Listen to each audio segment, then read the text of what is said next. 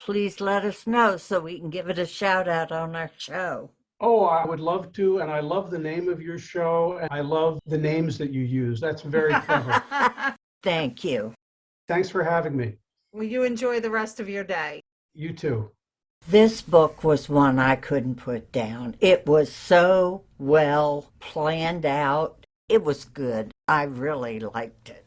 There was the whole revenge story, but he did such a good job of installing some humor in there and also adding characters that you really started to care about. Sometimes you're like, ugh, other than Paco, of course, but you weren't supposed to like him.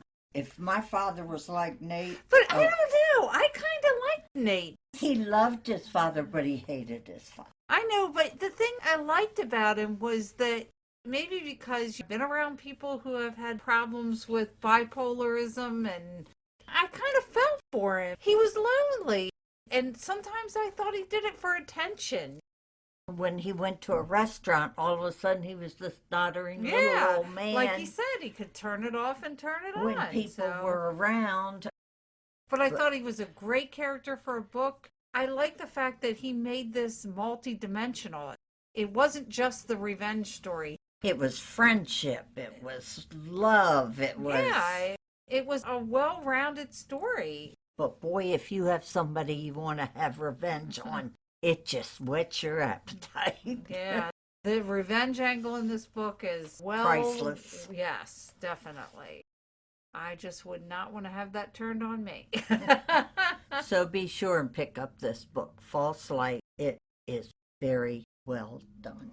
My first new and noteworthy book this week is The Box in the Woods by Maureen Johnson. It is put out by HarperCollins and comes out June 21st. It is number 4 in her truly devious mystery series. Stevie and her friends from Ellingham Academy are spending summer together investigating old murders and cold cases. My new and noteworthy is Bathhouse by P.J. Vernon.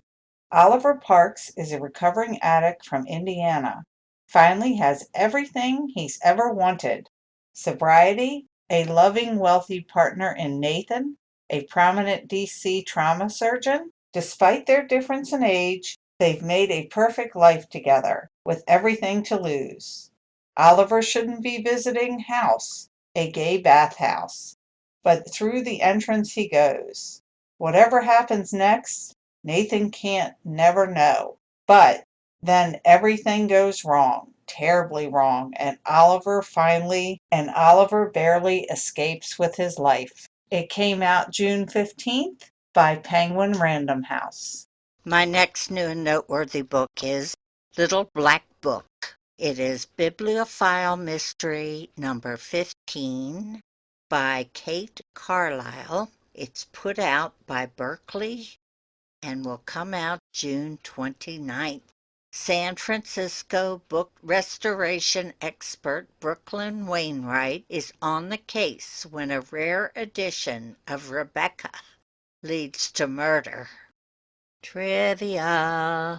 Last week's question was, which author is a volunteer at the Pelican Harbor Seabird Station, an animal rescue center in Miami, Florida?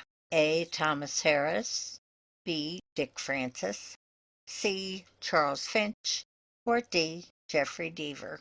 The answer is A. Thomas Harris, a longtime visitor and volunteer at the Pelican Harbor Seabird Station, an animal rescue center in Miami, Florida, for over 20 years.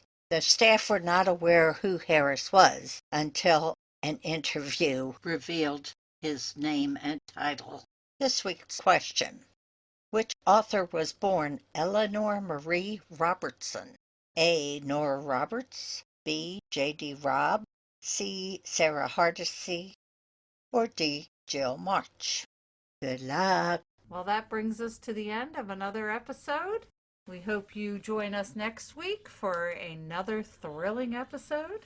And be sure and visit our website, at Dark Stormy BC, where you can listen to other episodes that we've put That'll out. keep you busy.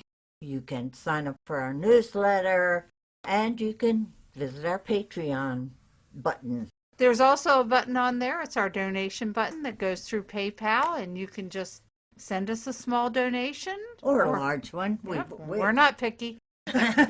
And that goes towards new equipment, travel. It will definitely be very much appreciated. Hopefully, we will see you next week. And remember, Life would be boring without a little mystery. bye.